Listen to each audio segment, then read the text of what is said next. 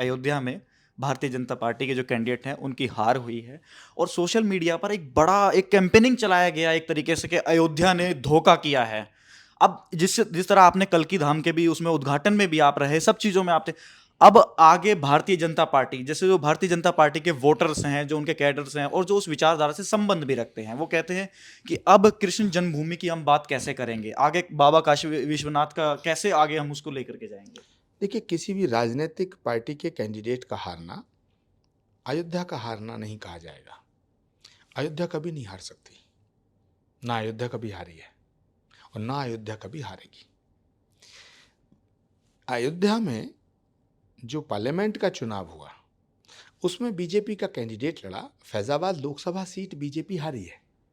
Faizabad Lok Sabha seat BJP हारी है। BJP की हार को अयोध्या की हार कहना ठीक नहीं, मैं इससे सहमत नहीं। उसके कई कारण होंगे। चुनाव आते हैं, जाते हैं, लड़े जाते हैं, हारे जाते हैं, जीते जाते हैं। चुनाव की हार जीत को अयोध्या की हार बताना ये ठीक नहीं। जो पहचान है वो अयोध्या से है और लगातार बीजेपी के मैनिफेस्टो में भी राम मंदिर रहा था। राम मंदिर बीजेपी के कार्यकाल में भी बना, प्रधानमंत्री ने स्वयं उसमें प्राण प्रतिष्ठा की जा करके। सवाल जो उठ रहा है वो ये उठ रहा है कि अब किस, क्योंकि पूर्ण बहुमत तो बीजेपी के पास नहीं है, लेकिन अब सवाल ये आता है कि कैसे कृष्ण जन्मभूमि की बात कर पाएंगे। तीसरी बार जो नरेंद्र मोदी जी प्रधानमंत्री बने हैं, राम जी की कृपा से बने हैं। इसको ऐसे लीजिए ना, तीसरी बार भारत की जनता ने उन्हें 240 सीटें दी और एनडीए को 292 सीटें। ये राम की कृपा के बिना हो सकता था। आप ये कहना चाहते हैं, ये सवाल जो उठा रहे हैं वो मुझे लगता है कि न्याय नहीं कर रहे हैं।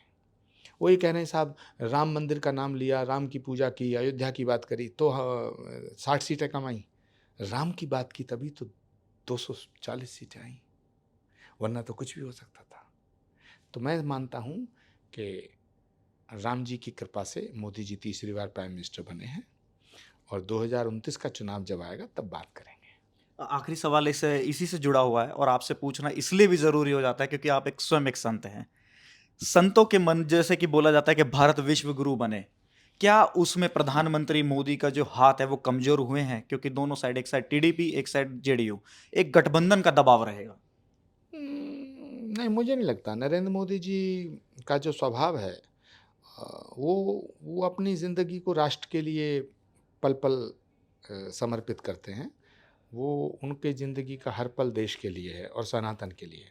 जिस व्यक्ति का ज़िंदगी का हर पल सनातन और राष्ट्र के लिए समर्पित हो, वो व्यक्ति किसी से डरता, झुकता, समझौता करने वाला नहीं होता है, क्योंकि उसे खोने का डर नहीं है।